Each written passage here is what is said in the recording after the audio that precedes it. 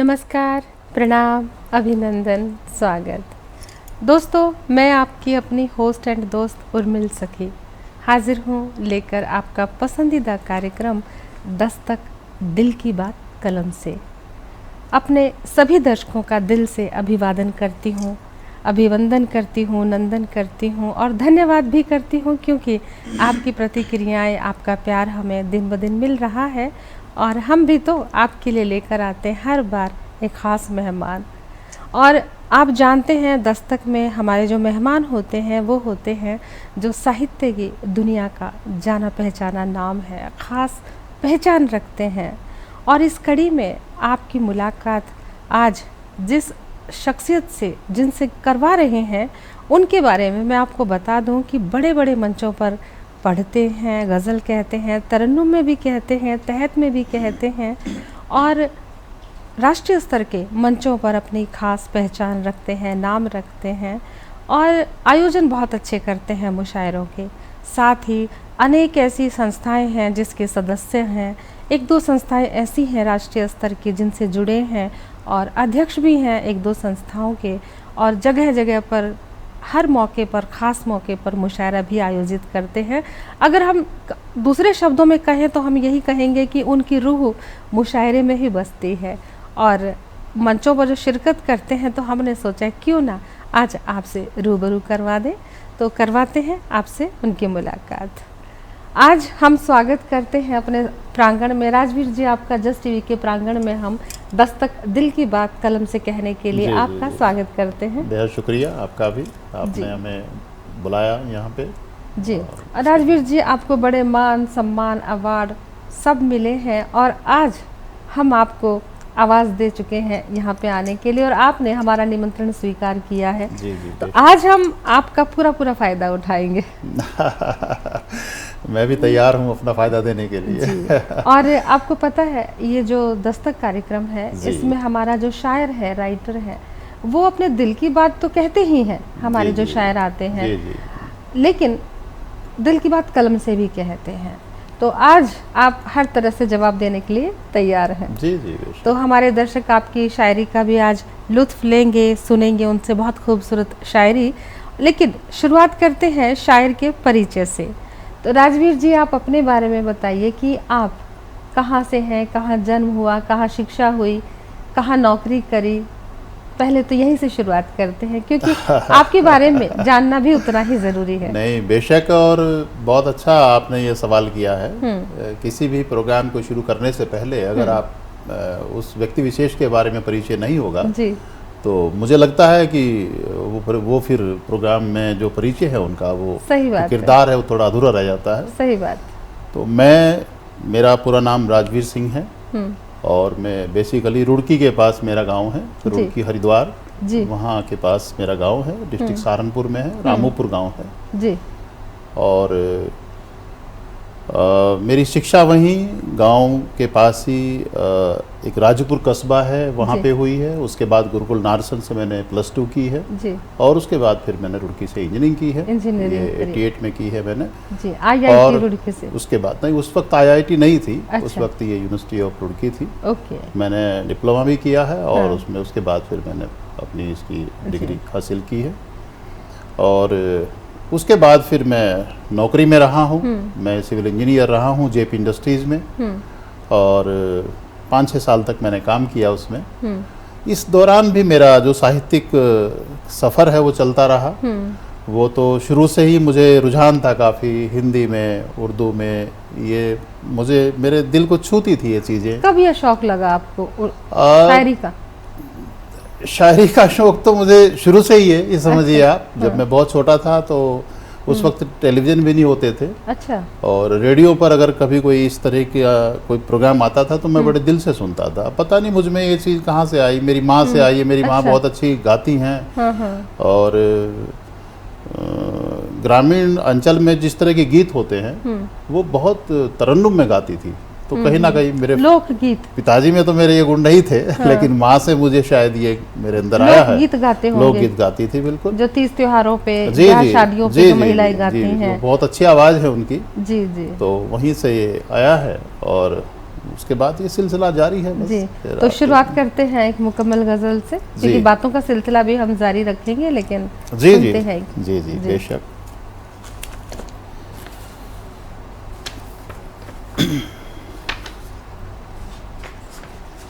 मैं आपको जो एक ऐसी गज़ल से मैं शुरुआत करना चाहूँगा जी जो बहुत करीब है मेरे दिल के। जी,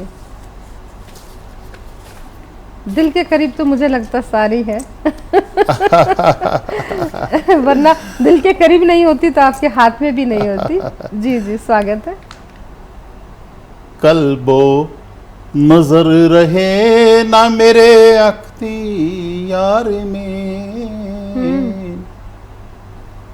सायल सा हो गया हूँ तेरे इंतजार में। क्या बात है। उठती नहीं नजर वो तेरी समत जो झुकी, तौफीक घुलती जा रही जामे खुमार में। क्या बात है। और शेर देखिए कि दीदार कर रहा हूँ जमाने को क्या पता, तस्वीर देख कर तेरी परवरदिगार में। वाह वाह वाह। और ये शेर ये गौर कीजिए कि मांझी को डूबने का बहुत शौक था मगर कश्ती तड़प रही है रवानी की धार में। क्या बात। कश्ती तड़प रही है रवानी की धार में, गुम चोट लग गई है इशारे के तीर से, जख्मों को फिर न ढूंढना अपने शिकार में। और मक्ता पेश करता हूँ जी कि कदमों को रोकता रहा तारों का एक हुजूम, तारों का एक हुजूम। कदमों को रोकता रहा तारों का एक हुजूम, अब दर्द बोलने लगा तेरे शितार में। वाह वाह। सायल सा हो गया हूँ तेरे इंतजार में। यहाँ हमारे दर्शकों के लिए सुविधा के लिए बता दिए सायल क्या होता है। सायल भिखारी सा हो गया हूँ, अच्छा, पागल सा हो गया पागल सा हो हूँ, गया। जिसका सब कुछ लुट गया हूँ। जी जी सायल सा हो गया। जी जी जी बेशक। जी बहुत खूब। और आप भी इसी में है, मक्ता हो गया है। हाँ, मक्ता तो हो एक गया। और गज़ल है आपकी, बहुत फेमस है, बड़े बड़े मंचों से आप पढ़ते हैं। जी और मैं गुजारिश करूंगी उसको पढ़ने के लिए कि नज़र नज़र के खेल में नज़र का खम निकल गया, ये दिल लगी तो कर ली पर जिगर का अरे। दम निकल गया। ये ज़रूर सुना दीजिए। मैं कोशिश करता हूँ, बिल्कुल जी। मैं कोशिश करता हूँ। जी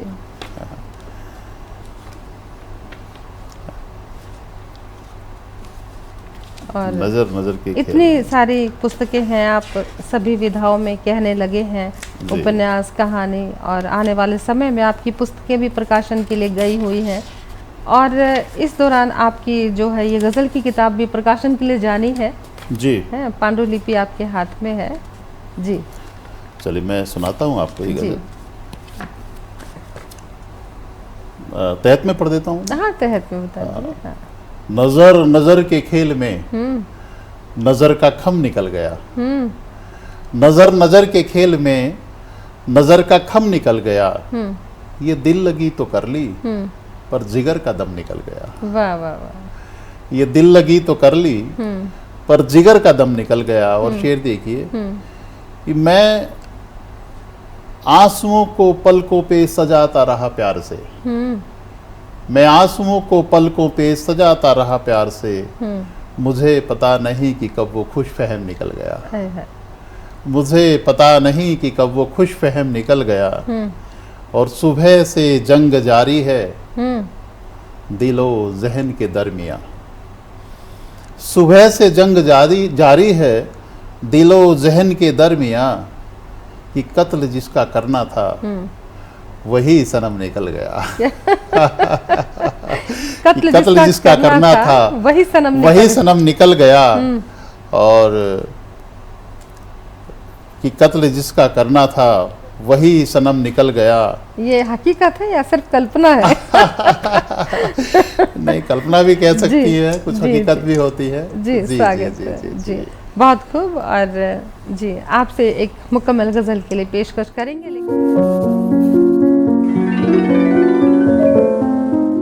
और आज हमारे मेहमान शायर हैं दस्तक में राजवीर राज जी। आप सुन रहे हैं उनके जीवन के बारे में, उनकी जीवन यात्रा, उनकी शिक्षा, पढ़ाई, और बताएंगे बहुत कुछ अनसुलझे किस्से अपने बारे में शायरी के साथ साथ। तो लेते हैं मज़ा उनसे बातों का। तो राजवीर जी, आपकी गज़लें सुन रहे हैं, बहुत लुत्फ़ आ रहा है, यकीनन हमारे दर्शक भी बहुत एंजॉय कर रहे हैं आपकी मंद मंद मुस्कान के साथ। आपकी खुश मिजाज शायरी का जो मिजाज है वो भी ज़िंदगी में रस घोलता है, ठीक आपके व्यक्तित्व की तरह। और हमने देखा है आपको टीवी पे, मंचों पे, बड़े बड़े मंचों पे, और ऐसा कोई मंच नहीं जहाँ पर आपकी प्रस्तुति ना होती हो। आपकी हाज़िरी, आपकी प्रेजेंटेशन हर जगह मौजूद होती है, खासकर साहित्य के मंच पर। बहुत जाना पहचाना नाम है ये आपका। अंदाज़ हमारे जो है मुशायरों में भी आपने बहुत शिरकत की है जस्ट टीवी के जी। और इस सिलसिले में एक सवाल मैं अक्सर अपने जो हम इंटरव्यू करते हैं तो उनसे एक बात पूछती हूँ, ये आपको लिखने का जो शौक़ है कहाँ से हुआ, कौन है आपकी प्रेरणा? मैं जब कक्षा 4-5 के बाद जब मैं हायर स्कूल में गया तो वहाँ मेरे एक बहुत अच्छे टीचर थे, यादव जी। अच्छा। तो उन्होंने 2-3 बार ऐसा हुआ कि कोई बड़ी क्लिष्ट सी कोई लेसन था, कोई पाठ होता था, जैसे रामधारी सिंह दिनकर ने लिखा है रश्मिर थी, और उसमें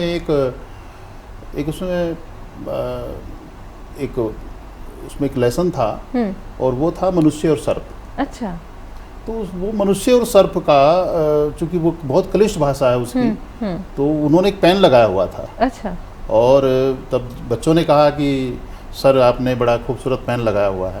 तो उन्होंने कहा कि अगर पसंद है तो मनुष्य और सर्प को आप, क्योंकि उस दिन वही पाठ पढ़ाना था, इसको आप कंठस्थ करके मुझे सुनाइए तो मैं आपको ये पेन दे दूंगा। हाँ। तो आप यकीन मानिए मैं 15 मिनट्स में वो मनुष्य और सर्प याद किया, और वो पेन मैंने हासिल किया। और उसके बाद फिर प्रशंसा हुई, उन्होंने काफ़ी प्रशंसा की मेरी, और फिर मुझे इस तरफ रुझान होने लगा, प्रोत्साहन मिल गया। प्रोत्साहन मिल गया। हाँ। लेकिन हाँ, हिंदी की तरफ मेरा रुझान बहुत पहले से था, इसमें कोई शक नहीं है। मैं क्लास में हमेशा टॉपर भी रहा हूँ। अच्छा। और मैं जब तक पढ़ा हूँ मैं अपनी क्लास में टॉपर रहा हूँ, और मैंने हिंदी में मेरे मार्क्स सबसे ज़्यादा आते थे। अच्छा। तो वहाँ से मुझे एक रुझान मिला। और पहली रचना कब हुई थी आपकी? मेरी पहली रचना विधिवत रूप से तो हुई थी जब मैं एज ए इंजीनियर, मैं कर्नाटक कुद्रेमुख एक जगह है वहाँ पर था मैं। तो हमारा जब वहाँ एक साइट है हमारी, तो वहाँ पर फिल्म विजयपथ की शूटिंग हो रही थी। अच्छा। और अजय देवगन और तब्बू ये सब लोग वहाँ थे। अच्छा। तो उसी दौरान, कौन से सन की बात है? ये 93 की आई थिंक की बात है। 93-94 की बात है। और हमारे डैम के आसपास ही शूटिंग हुई थी विजयपथ की। वो जो गाना है उसमें एक गाना है कि राहों में उनसे मुलाकात हो गई। जी जी जी, डरते थे वही बात हो गई। वो जो साड़ी नहीं उड़ रही थी वो हमारे ही प्रयास के द्वारा हो चुका था ऐसा। अच्छा। कुछ जी। इंजीनियर ये काम भी कर लेते हैं। तो वहाँ पे पहली रचना मेरी हुई थी। अच्छा जी जी। तो वो रचना है अभी आपके पास? हाँ, वो रचना मेरे पास है। जरूर स्वागत है। मैं सुनाऊंगा, क्योंकि हम भी अपने दर्शकों से इस बात को साझा करना चाहते हैं कि जब एक लेखक पहली रचना लिखता है तो उसका क्या मयार होता है, क्या अंदाज होता है, उसकी उड़ान वहीं से तय शुरू हो जाती है कि उसकी उड़ान क्या है, उसके शब्दों से। जी जी, बेशक है। वक्त मुश्किल से ही दिन रात बसर होता है, वक्त मुश्किल से ही दिन रात बसर होता है, राह तन्हाई पे इंसान अगर होता है, राह तन्हाई पे इंसान अगर होता है। और उनसे कह दो कि हवाओं की न देखें सूरत, वक्त के समत मुसाफिर का सफर होता है। और दूर होके ही तो नजदीकियां सी बढ़ती हैं, यार दिल वालों का यह कैसा जिगर होता है। कब तलक रहती है महफूज बुकारत उनकी, कब तलक देखें तो खामोश कहर होता है। और शेर देखिए कि देने वाले पे ही इल्ज़ाम लगा देते हो, लेने वाले का भी तो अपना हुनर होता है। क्या बात है, वाह वाह, क्या बात है। ये उस ये दौर रचना की है, उस दौर 1993 की। जी जी, उस दौर में तो मैंने जाहिर सी ज़रूर बात किया है कि आपका जो मुकाम है, आपकी जो कल्पनाशीलता है, शब्दों की परवाज़ है, वो आपकी पहले ही उस परवाज़ पर थी जी कि जी, बिल्कुल बिल्कुल बिल्कुल। जी। मुझ में एक ख़ास बात ये है, ये मेरी खामी है, ये अच्छापन है कि मैं संख्या पे विश्वास नहीं रखता हूँ। मैं ये मानता हूँ कि मजमूआ आपका 1 आए, 2 आए, 3 आए, लेकिन वो उसमें कहीं ना कहीं एक उसमें एफिशिएंसी हो, क्वालिटी हो, हाँ, क्वांटिटी ना हो ये किताबों मैं मान की। के चलता हूँ हमेशा। जी बिल्कुल सही। कहते हैं कि रचना, कहानी तो कई बार एक ही हिट हो जाती है। जी। ऐसे बहुत से कथाकार हैं, कहानीकार हैं, जिनकी एक ही कहानी ने उनको वो मुकाम हासिल किया है कि उसके बाद तुझे कितना लिखा वो लाइमलाइट में नहीं आया। जी जी जी। एक रचना से ही बंदा हिट हो जाता है, राइटर। मेरी बहुत सारी गज़ल्स हैं ऐसी, 150-200 गज़ल्स हैं जो मैं मुकम्मल कर चुका हूँ। लेकिन आप देखिए कि मैं रोज़ उठ के इनको देखता हूँ कि इसमें कहाँ पर खामी है, कहाँ पर नहीं है, और मैं जब पूरी तरह से मुतमईन हो जाता हूँ तभी उसको मैं टिक करता हूँ कि पूरा बहर में, आप बहर में लिखते हैं, पूरा बहर में लिखते हैं, रदीफ, काफिया, मीटर, सारे पैरामीटर। मैं पहले बहर में नहीं लिखता था। अच्छा। तो मेरे बहुत अच्छे मित्र भी हैं और उन्होंने मुझे गुरु की तरह मुझे मार्गदर्शन दिया जी। और वो हैं सुशील हसरत नरेलवी साहब जी। तो उन्होंने मुझे बहर के बारे में तालीम दी जी, और जी। मैंने उसको अपनी रचनाओं में जी, वो भी एक ईमानदारी के साथ मैं ये समझता हूँ कि वो जो बहर उन्होंने सिखाई है और उसको जितना उन्होंने पढ़ाया उसको मैं निभा सकूँ। उस बहर में आप काफ़ी लिखते हैं। जी बिल्कुल। जी। तो फिर उसी बहर में कुछ हो जाए। जी बिल्कुल। हाँ, स्वागत है। तेरा मगरूर हो जाना असर कुछ कर गया होगा। बहरे हज़ज़ है मुसम्मन सालिम कि तेरा मगरूर हो जाना असर कुछ कर गया होगा, निगाहें थक गई होंगी, करार अब मर गया होगा। और सितम के आसमानों की खड़ी परवाज भरने में, सितम के आसमानों की खड़ी परवाज भरने में वफा के पंख छोटे थे, परिंदा डर गया होगा। आय हाय हाय। वफा के पंख छोटे थे, परिंदा डर गया होगा। और इस तरह से और भी कई गज़ल्स हैं जो मैं इस बहर पे लिखता हूँ। जी। इसके अलावा भी उन्होंने और दूसरी बहर भी हैं जो उन्होंने मुझे बताई हैं जी। और उन पर मैं लिखता हूँ। जैसे एक और गज़ल है मेरी, मैं आपके सामने पेश करना चाहता हूँ। ये गज़ल स्वागत है। जी। असल में इतनी याद नहीं हो पाती तो इसलिए मुझे खोलना पड़ता है, पर काफ़ी गज़ल्स ऐसी हैं जो मेरे याद रहती है। बिल्डिंग भी बनानी है आपको, ठेके भी लेने हैं बड़ी बड़ी बिल्डिंग्स के।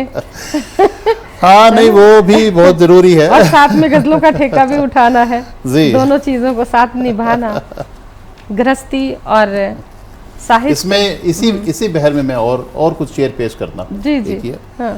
कि यूं मेरी जिंदगी फुर्सत में कट जाती मगर देखो, यूं मेरी जिंदगी फुर्सत में कट जाती मगर देखो, ज़रब ए जिंदगी कोई सिफर से कर गया होगा। आय हाय हाय, क्या बात है, दोबारा से मुकर्रर। यूं मेरी जिंदगी फुर्सत में कट जाती मगर देखो, ज़रब ए जिंदगी कोई सिफर से कर गया होगा। और बड़ी मुश्किल छिपाया है निगाहों के समंदर को, बड़ी मुश्किल छिपाया है निगाहों के समंदर को, तुझे कैसे पता इसको मुकद्दर भर गया होगा। और कि जुल्फे यार से बढ़कर कहाँ बरसेगा ये सावन, कि जुल्फे यार से बढ़कर कहाँ बरसेगा ये सावन, इसी एहसास का बादल बदन को तर गया होगा। और शेर देखिए कि तराशा जिस घड़ी दस्ते खुदा ने ये नगीना तब, तराशा जिस घड़ी दस्ते खुदा ने ये नगीना तब, जमालिस्तान का जलवा फलक से झर गया होगा। वाह वाह। जमालिस्तान का जलवा फलक से झर गया होगा। और गली कूचों में है मातम, है खामोशी घरों में भी, लगा मजलूम कोई फिर से असली घर गया होगा। क्या बात, वाह वाह। तेरा मगरूर हो जाना असर कुछ कर गया होगा, निगाहें थक गई होंगी, करार अब मर गया होगा। अच्छा राज साहब, आप इतना अच्छा लिख रहे हैं जी। और इसके बारे में भी हमें जानना है कि ये प्रेरणा आपको कहाँ से मिलती है। लेकिन दोस्तों, समय है छोटे से ब्रेक का, और ब्रेक के बाद लौटकर पूछते हैं राजवीर जी से कि उनको प्रेरणा कहाँ से मिलती है, कौन है उनकी साहित्य की प्रेरणा, कौन है उनके प्रेरणा स्रोत।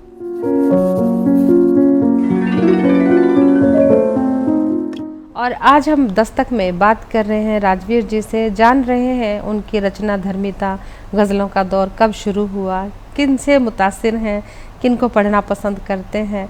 तो इन मसलों पर भी बात करते हैं, क्योंकि ये तमाम बातें हमें प्रेरणा देती हैं कि हमें अच्छा लिखना है तो हमें अच्छा पढ़ना भी ज़रूरी है। सीमित ज्ञान से बाहर निकलकर विस्तृत ज्ञान की तरफ भी हमें बढ़ना होता है। और इसी कड़ी को, इस सिलसिले को आगे बढ़ाते हैं बातों में राजवीर जी से। तो राजवीर जी, आपने जैसे इतनी गज़लें लिखी हैं, बहुत कम उम्र में लिखी हैं आपने। जी जी। तो कम उम्र की गज़लें तो कहीं ना कहीं युवा गज़लें भी हैं, युवा दिल की, धड़कते दिल की गज़लें भी होती हैं, और वो सारी चीज़ें झलक रही हैं उसमें, नो डाउट कि उसमें प्रेम है, रिश्ते हैं, एहसास है, दर्द है, तड़प है, सारी चीज़ें गज़ल का जो है, अलग अलग लिबास होते हैं गज़ल के, कि हम जिंदगी में अलग अलग लिबास पहनाते हैं समय समय पर गज़ल को। तो वो तमाम रंग, तमाम खुशबू हैं आपकी गज़ल में, सारे रूप हैं। लेकिन किनको पढ़ना आप ज़्यादा पसंद करते हैं? आपके दिल के करीब कौन से शायर हैं? नहीं, देखिए, मैं अगर आप बात करें सीनियर शायर की, और जो नामचीन शायर हैं, जैसे मीर तकी मीर साहब हैं, गालिब साहब हैं, तो हर आदमी प्रेरणा तो वहीं से लेता है, और निसंदेह हम लोग भी पढ़ते हैं उनको, और वो आदर्श रहे हैं हम सबके।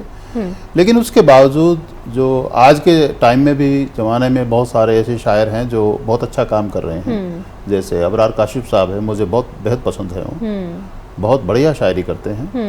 और उसके साथ साथ, और आज का जो युवा है, आज का जो शायर है, मैं तो शायरी की बात करूंगी क्योंकि आप शायरी ज़्यादा करते हैं। तो आज का जो शायर है, उसकी दशा और दिशा क्या है साहित्य में, कैसा लिख रहा है? मैं उसी बात पे आ रहा हूँ। मैं ये कह रहा हूँ कि वो तो चलो हम पढ़ते ही हैं उनको, लेकिन अब ये शहर है, चंडीगढ़ में ही आप ले लीजिए, मेरे बहुत सारे ऐसे मित्र शायर हैं, शायरा हैं, हम लोग गोष्ठी भी करते हैं, हम लोग अच्छी महफिल भी सजाते हैं। तो उसमें बहुत सभी लोग बहुत अच्छा पढ़ रहे हैं, अपने अपने ख्यालात होते हैं सबके, और हर शायर का अपना ख्यालात होता है। शेर कोई अच्छा बुरा नहीं होता, शेर तो अलग, सभी शेर अच्छे होते हैं हर आदमी का।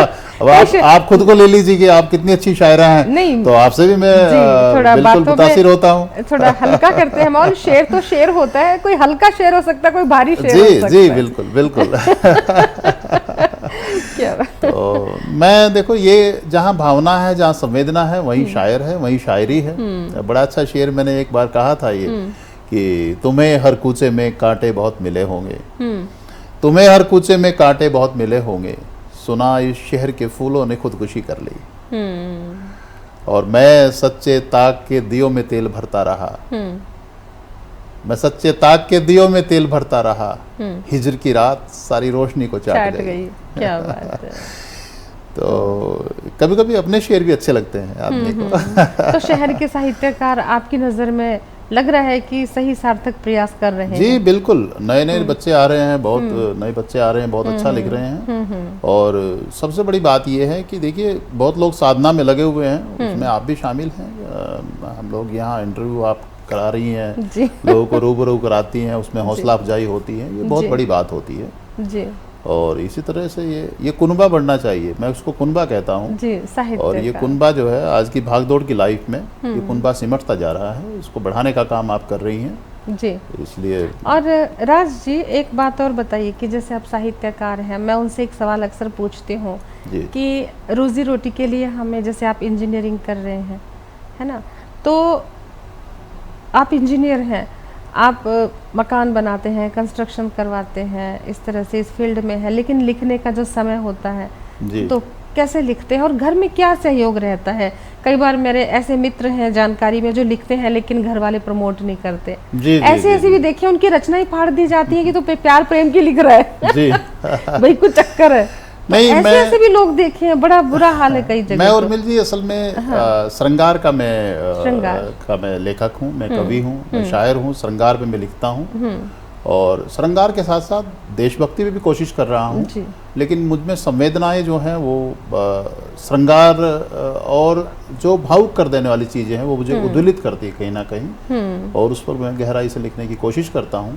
जहाँ तक लेखन की बात है, मेरे बच्चे हैं, बेटी भी मेरी लिखना उसने शुरू कर दिया है। अच्छा। और पूरा प्रोत्साहन मिलता है घर जी से? बिल्कुल, 2 बेटे हैं, वो भी बहुत अच्छा मुझे साथ देते हैं, और मेरी वाइफ भी मुझे, पत्नी भी मुझे जो है इसके लिए उत्साहित पूरा करती सहयोग है, देती है। सहयोग देती है। तो ये करम है सब ऊपर वाले का। इससे और ज्यादा रास्ते आसान हो जाते हैं। जी बिल्कुल, मंजिलें और बिल्कुल, आसान हो जाती है। पूरा मजा लेते हैं सभी बिल्कुल, कार्यक्रम मजा में। लेते हैं। आपके साथ आते हैं। मैं जिंदगी के उन राहों से गुजरा हूँ कि वो चीज़ें मुझे कई बार इतनी ज़्यादा अंदर तक झकझोर देती हैं कि मैं कई बार उनको कहीं ना कहीं लिखने के लिए शब्द तलाशता रहता हूँ, और मुझे वो कंप्लीट शब्द नहीं मिल पाते जो उसको व्याख्यायित कर दें कहीं पे। तो इसलिए मैं ये समझता हूँ कि अगर मैं 4 लाइन भी लिखूँ तो उनमें गहराई हो, वो ऐसी हो कि जो वो 4 लाइनें कुछ लेके आए, कुछ निचोड़ के जाएं। मतलब आप लिख रहे हैं और पढ़ने या सुनने वाले को ये लगे कि उसका दर्द है। जी बिल्कुल, बिल्कुल, वो चीज होनी चाहिए शायरी में। बिल्कुल बिल्कुल। हाँ। तो आप गजल कहते हैं, इसके अलावा और कौन सी विधा है जिसमें आप अभी कलम चला रहे हैं? मैं नज्म भी लिख रहा हूँ अभी जी। और तो आज गीत भी लिख रहा हूँ जी। तो नज्म है आपके पास इस वक्त कोई? जी बिल्कुल, मैंने बेटी के ऊपर एक नज्म लिखी थी जी, और मैं सुनाना चाहता हूँ नज्म को।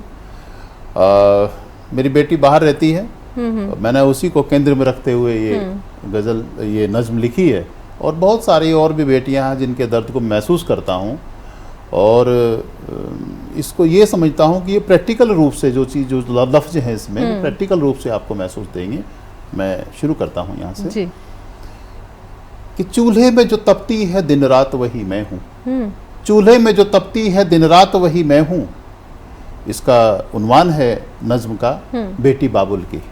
एक बेटी है जिसको ख्वाबों से पाला है, और वो फिर अगले घर गई, और वहाँ से जो उसकी आवाज़ आती है, उस आवाज़ में देखिए क्या दर्द है कि चूल्हे में जो तपती है दिन रात वही मैं हूँ, दुनिया ने जो समझी है खैरात वही मैं हूँ।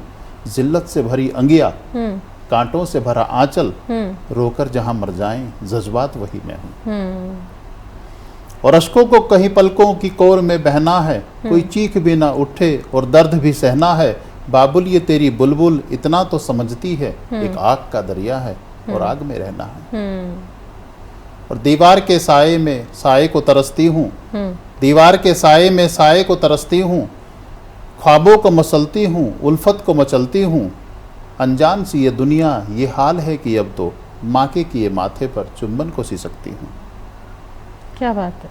और जिस दिन तेरी चौखट से मुंह मोड़ के आई थी, जिस दिन तेरी चौखट से मुंह मोड़ के आई थी, शालू शबीना सोनम सब छोड़ के आई थी। जीवन का भी ये रेला लगता है मुझे बाबुल, बचपन की कोई गुड़िया मैं तोड़ के आई थी। जंजीर मुजस्सम हूँ परवाज कहाँ रखूं। बंद देखिए कि जंजीर मुजस्सम हूँ परवाज कहाँ रखूं। पैरों में बंधे पायल, पैरों में बंधी पायल, ये साज कहाँ रखूं। और सुरताल के शजर की सब डाल मर चुकी हैं, तुम ही बता दो बाबुल आवाज कहाँ रखूं। क्या बात है, वाह वाह। तुम ही बता दो बाबुल आवाज कहाँ रखूं। अशार निगल लेंगे, घर बार निगल लेंगे, यूं ही मेरे ख्वाबों का संसार निगल लेंगे। इंसान की सूरत में हैवान से ये चेहरे, एक दिन मेरे बाबुल की दस्तार निगल लेंगे। क्या बात है। तो मेरा तो मुस्तकबिल ही एक जाल में रखा है, लेकिन मैं आदर तेरा हर हाल में रखा है। जिस दिन तेरी अजमत को थोड़ी सी आँच आए, समझो कि साया मेरा एक थाल में रखा है। क्या बात है, वाह। और छीनू कभी मैं हक तो, देखिए उर्मिल जी, कि छीनू कभी मैं हक तो अंजाम फिर क्या होगा। शीशा ये बन के आए एग्जाम फिर क्या होगा।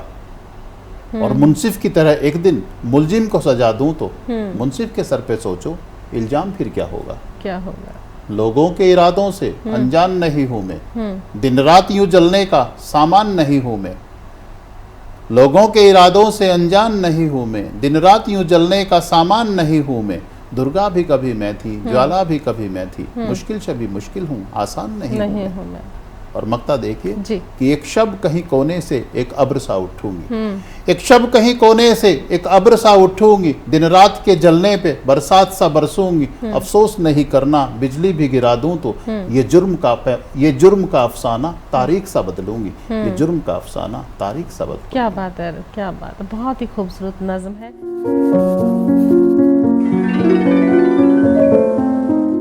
और आज हमारे जो साहित्यकार हैं, गज़लकार हैं, उनका हम साक्षात्कार कर रहे हैं, उनसे रूबरू हो रहे हैं, उनके जीवन के बारे में, उनकी रचनाओं के बारे में, और आपको पूरा लुत्फ़ आ रहा है। आप जानते हैं हर बार कि किस तरह से एक शायर निखरता है, तराशा जाता है, ज़िंदगी कैसे उसे तराशती है, कैसे वो निखरता है, किन हालातों में बढ़ता है, पलता है, चलता है, खिलता है।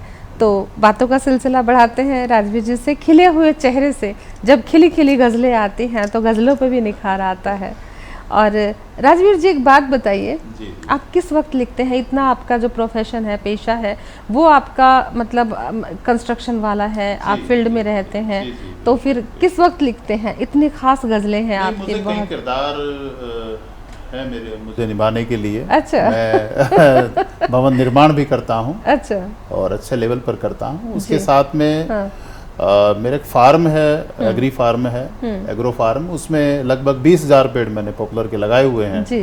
तो पर्यावरण के लिए भी मैं काफ़ी सचेत हूँ इस बारे में। और उसके बियॉन्ड फिर घर की जो जिम्मेदारियाँ हैं उनसे पूरी तरह से उनको कंप्लीट करने के बाद जो वक्त मुझे बचता है, मिलता है, वो रात को मिलता है फिर। तो मैं अक्सर 10 बजे से रात को 10 बजे के बाद ही लिखना शुरू करता हूँ ताकि मेरे दूसरे कार्य भी इससे प्रभावित ना हो। और बाकी जैसा लिखता हूँ आपके सामने। तो ये जो थकान है आपकी, ये खेतों में काम करके दूर होती है या लिखकर दूर होती है? मैं ये समझता हूँ कि हिंदुस्तान में हर आदमी को 2 या 3 पेड़ लगाने चाहिए। अच्छा। हाँ। बहुत आवश्यकता है इसकी। और जब आप उन खेतों में घूमते हैं जिनमें ये पेड़ लगे हुए होते हैं तो आप ये समझिए कि आपको ऐसा लगता है कि इससे बेहतर और दुनिया में कोई काम हो नहीं सकता। तो और वो फिर वही ना एक ख्याल आते हैं, वहीं से ख्यालात आते हैं, वो ख्यालात भी आपके अंदर। तो घर में पूरी एनर्जी है लिखने की। जी, बेशक बेशक, बिल्कुल। क्या बात है। तो फिर थोड़ा सा आते हैं गज़लों की तरफ, क्योंकि हम आपका पूरा फायदा उठाना चाहते हैं। जी बेशक, मैं भी अपना पूरा फायदा देने को तैयार हूँ। जी जी जी, जाते जाते 1-2 गज़लें और सुन लेते हैं। जी जी। और एक बात और पूछना चाहती हूँ कि आने वाले समय में आपकी कौन सी पुस्तकें और आने वाली हैं? आने वाले समय में 2 या 3 पुस्तक के लिए मेरे पास बहुत जल्दी ही ये अभी आने वाली है, आपके सम्मुख होंगी, क्योंकि लगभग अंतिम अवस्था पे है, काम पूरा हो चुका है। और लगभग 200 की करीब गज़ल्स जो हैं वो मुकम्मल रूप से हो गई हैं। 2-3 किताबों का जिनसे मैं मुतमईन हुआ हूँ कि हाँ अब ये गज़ल जो है मैं छापने के लिए दे सकता हूँ। पहले तो ये है कि मुझे खुद मुतमईन होना चाहिए।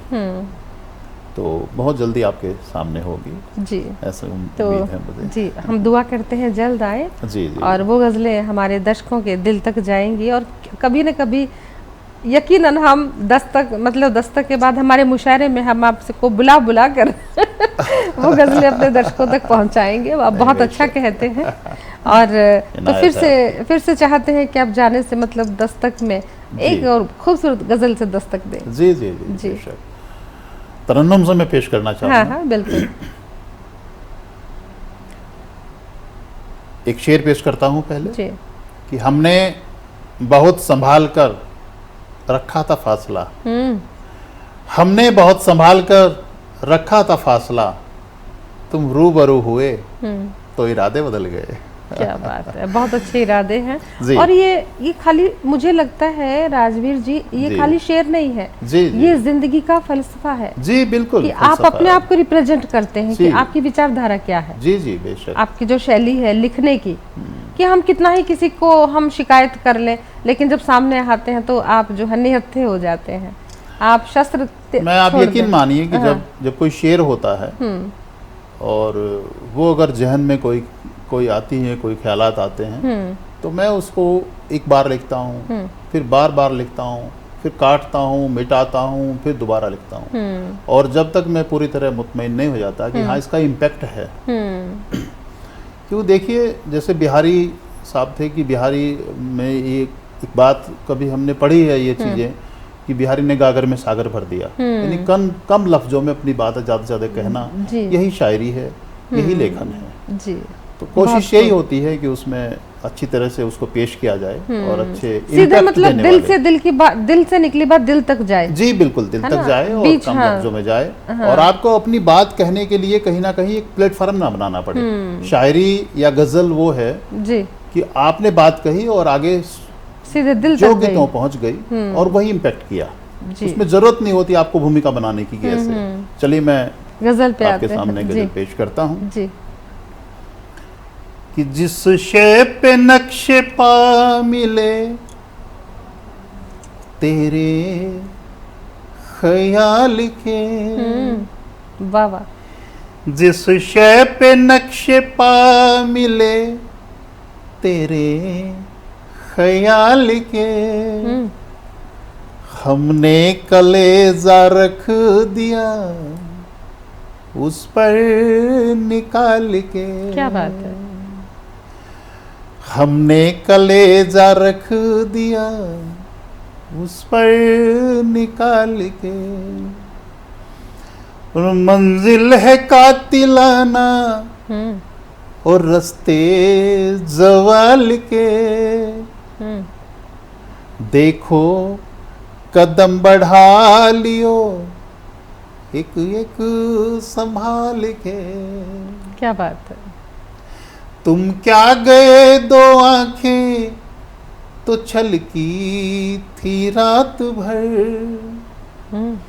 तुम क्या गए दो आंखें तो छलकी थी रात भर, छू कर तो देख लो मेरे कोने रुमाल के। वाह वाह वाह वाह।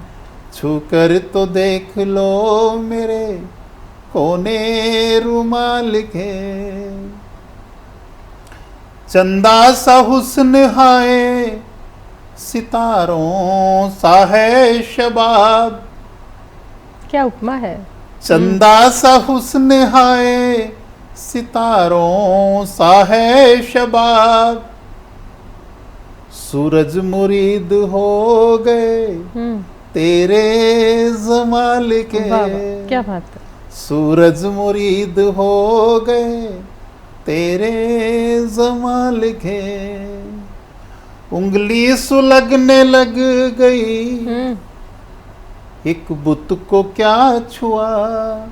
तस्वीर देखिए जी कि उंगली सुलगने लग गई एक बुत को क्या छुआ, ये कौन शोला रख गया शीशे में ढाल के।